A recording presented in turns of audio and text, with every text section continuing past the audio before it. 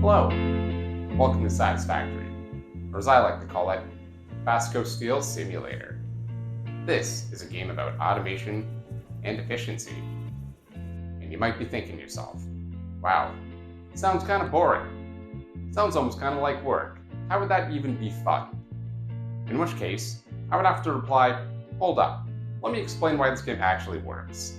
With the game out of early access and hitting 1.0, I think it's really worth revisiting and explaining why a game like this can be so addicting and compelling, and why it can really make you play a lot more hours than you really expect it to.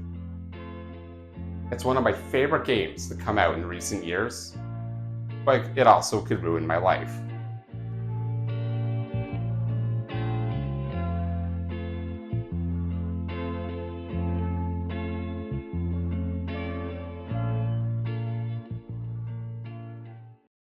So, factory and automation games. How do they work, and why are they so addicting and compelling to play? This subgenre really came into popularity with the release of the game Factorio. While doing a little bit of research, it actually wasn't Factorio that was the very first type of factory and automation game. In fact, there were already certain games before it, and even Minecraft had automation and factory mods. It was Factorio that really cemented this type of gameplay and this type of automation style. There are tons of now new automation and factory games hitting early access. Games like Foundry, Tectonica, Dyson Sphere Simulator, and Shapes 2, all of which I actually tried out and really enjoyed. And of course, my favorite of all, Satisfactory. So let's give a brief rundown of how these games actually work. So you start off by crash landing on an alien planet. Your first task is to start locating some raw materials and start mining them out.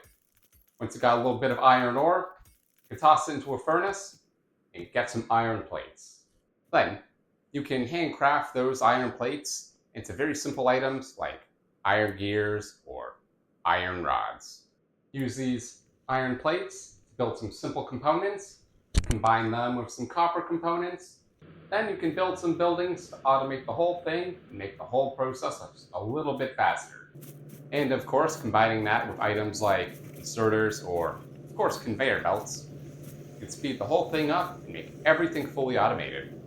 And of course, while you're building this massive factory, fully automated, using all the resources the planet has to offer, just make sure you're paying attention to things like power requirements, or the local wildlife might not like you there.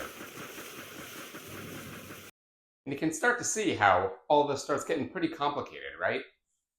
Most games in this genre pretty much work the same way, with little tweaks about how you kind of get those resources here and there. All you really got to remember is thing goes in, thing comes out, thing gets combined with more complicated thing to become even more complicated thing. Satisfactory starts off in a very similar fashion, but first off, it's a fully 3D world of a handcrafted environment versus the randomized world of Factorio. And so the process begins. Iron ore to iron ingots. Iron ingots to either iron plates or iron rods. Those iron components combine with copper components to make more complicated and slightly more important components.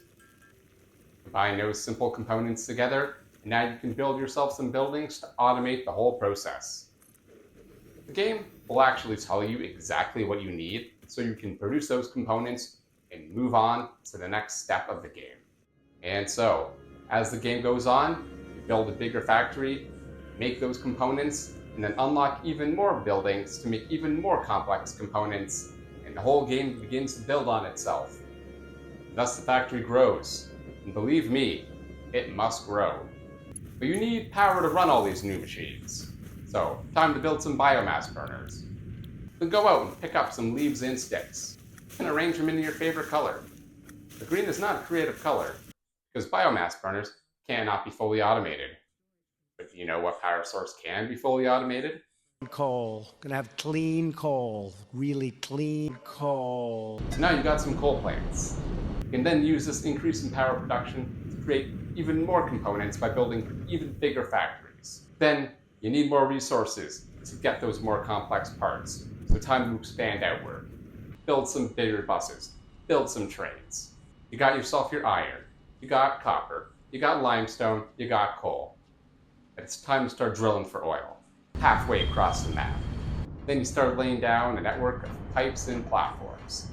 But refining oil requires a lot of power, so you better build more coal plants.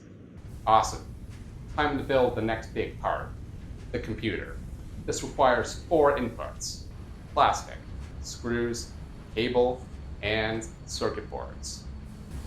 And this is still just a mid-game part. There's still even more complicated parts after this. More factories, more production lines, more power, more complicated parts. And oh, look at that, you've already been playing for 57 hours. So yeah, if you're not careful, you can really spend a lot of time in this game. But when you're in the moment, and you've just finished up that production line at full optimization, it feels so good. The game does a really good job at introducing early concepts, building upon it, and easing you into the more complicated aspects of the game. So when writing the script, I actually had this great idea of going back to my earliest playthroughs of the game, the earliest maps, earliest builds, and showing you how these garbage maps, and I got better as I played more. The only problem with that is that those playthroughs are from outdated builds of the game, and those maps won't even open up. So maybe I can do a little bit of fidgeting and video game voodoo to open up those maps, but I'd rather just get this video out on time. I can show you a couple of my latest playthroughs, one that I get really advanced into the game, and another where I don't get as far, but do some more advanced techniques. And I think it does a good job of explaining how this game works and how I play it. I also apologize for really laggy video playback. I'm running this off of a laptop, plus this map is kind of broken. Welcome to the box. Box is big. Box is efficient. Box is where I got to use some of the most advanced production lines, made the most complex parts I was able to make in this game, and I kind of kept everything as optimized as I could and as neat as I could. It's the furthest I made it into the production lines and for those advanced parts. But the map is also, it's kind of broken. Or I went out for the box. Except for trying to balance my stupid alumina lines. I can't get rid of the byproduct. Can somebody help me with that? Here's my latest playthrough. Well, I didn't get further into the game like my last playthrough. I did kind of mess around with some different types of building techniques to make things more stylized, even if the outside of my factory is pretty bare. Kept everything pretty neat and orderly, while also kind of using a little bit more verticality versus having the entire production line on just one floor. I also had the foresight and planning to sort of get extra production lines going to use those extra components for more advanced lines rather than just building everything early. Advanced players will probably pick up on the fact that I don't really use logistics trains, or the fact that I'm not an architect. Let's just say I was a little bit more of a Connects kid than a Lego kid. Kept everything more geometric and functional, but it gets the job done. Overall, shorter playthrough, but I had a really good time, and I decided to kind of wait until 1.0. You might be wondering, how do you even discover or get into this type of a subgenre? For me, and I might not be alone here, here's how I discovered it. Hey there, it's Josh. Welcome back to Let's Game It Out. Oh my god, it's time for more Satisfactory. Oh, how I missed you, Factory with no rules, limits, or logic. This is Josh from Let's Game It Out. In 2020, probably started with that man saying that line. A hilarious YouTuber who's known for just breaking video games, exploiting bugs, and creating man-made horrors beyond my comprehension. At this point, indie developers just give Josh a free key to the game, so that way you can pretty much stress test it and give him free publicity. And it is through this symbiosis where I discovered Satisfactory. This video here was my introduction to both Josh from Let's Game It Out and Satisfactory. It's through this video where I got to see Josh commit acts of just complete insanity and just unhinged madness, but I also got to see the promise of this video game. And it wasn't long after watching the rest of this series where I decided to jump into the game. Josh is also kind of just a mythical figure in the Satisfactory community. He's both an entry point for a lot of people who got into the game, but also just a great contrast to some of the other professional players who just react in horror to his madness. As of recording, one of Josh's nightmare builds is on the official Satisfactory Steam page. And I don't know whether or not it was Josh who actually first discovered the hypertube cannon, but either way, it's still an actual tool that other players use in high level endgame play. Anyways, let's get back into the game. Alright, so how do games like these become so compelling? There's better people who can really explain it, but it just comes down to gameplay loops. It's a game design term for basically just understanding what the main aspect of the game to get you playing over and over again, and then to get you playing just a little bit more. So a gameplay loop can be something as simple as like one Super Mario level, or one sort of match in Fortnite. Gameplay loops can be made of other shorter gameplay loops. So multiple matches of Fortnite can get you more items in the battle pass. So in Satisfactory, you can build one small little factory to produce a certain component at a certain output rate. But then multiple loops kick in as you build multiple different types of those factories, combine them all together, and now you got more complex parts. The more complicated part you want to build, the more different types of production lines need to be put together to build that part. And to make things even more complicated, you're now looking towards increasing the logistics to bring you in more resources, increasing your power output to allow you to build bigger factories. And this is where this game starts to get really addicting because you're always building towards a certain goal. You're always sort of working towards something. And if you get bored of that, let's go ahead and just switch projects. Want to unlock the next tier?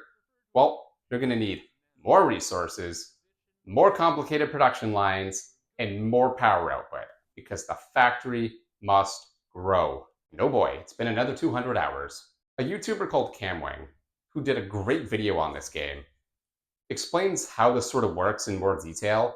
And towards the end of the video, he says this. Satisfactory is dangerous. I wanted to make this video like 2 years ago, and that's not an exaggeration, but every time I started working on the script, I ended up playing Satisfactory. Coffee Stain Studios has found a way to weaponize productivity, and I love them for that, but if you're easily distracted and regularly find yourself doing anything but the actual things you wanted to get done today,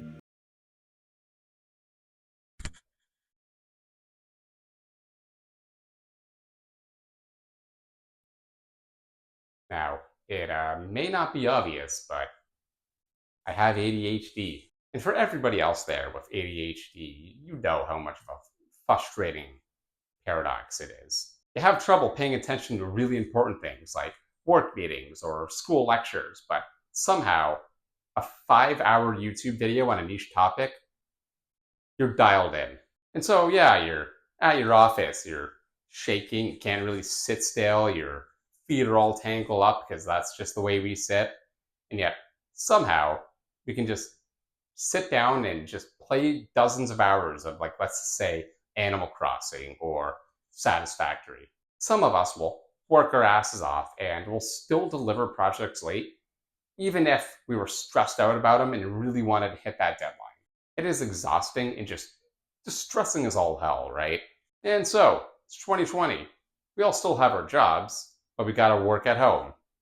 And we're all putting in the effort, doing what we gotta get done, but there's even more distractions. And even though there's less on the plate due to, well, circumstances, we try to do what we can, but we still got some more free time. And with that extra free time, I was playing a little bit more video games. And so, your typical millennial 2020 was Doom Eternal, Animal Crossing New Horizons, a lot of Pokemon Go somehow, and Satisfactory.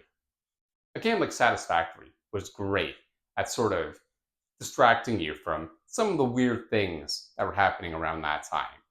But they do cause problems if you're not still getting your work done, right? Problem is, though, video games like Satisfactory are not going to penalize you for skipping deadlines or handing in assignments late. And yeah, I'm going to admit that I could have maybe spent a little bit of that time working on some different projects or building up a little bit of skills. But at the same time, 2020 was kind of the year where a lot of us were able to get away with that, right? So I know this section has been a bit all over the place, but going back to that original question, why is it that a game that requires a lot of focus, a lot of planning, and a lot of attention really do well with people who aren't good at any of that? I do think I got 3 theories as to why this game really hits hard for people with ADHD. So first off, extremely well-defined goals. That big guy, that massive thing in the center of the screen, that is the space elevator. It tells you exactly what components you need to put into it so you can continue to unlock more things into the game. Unlike in one's professional career, where certain asks can be a little bit more ambiguous, Satisfactory is extremely direct at what it asks the player to do. This sort of leads into the next thing. Satisfactory provides very little friction and a lot of leeway as to how you want to achieve those goals and get those components into the space elevator. Think about executive dysfunction for a while. It's what stops a lot of ADHD people from really just getting into the job they want to do, even if they know they need to get into it.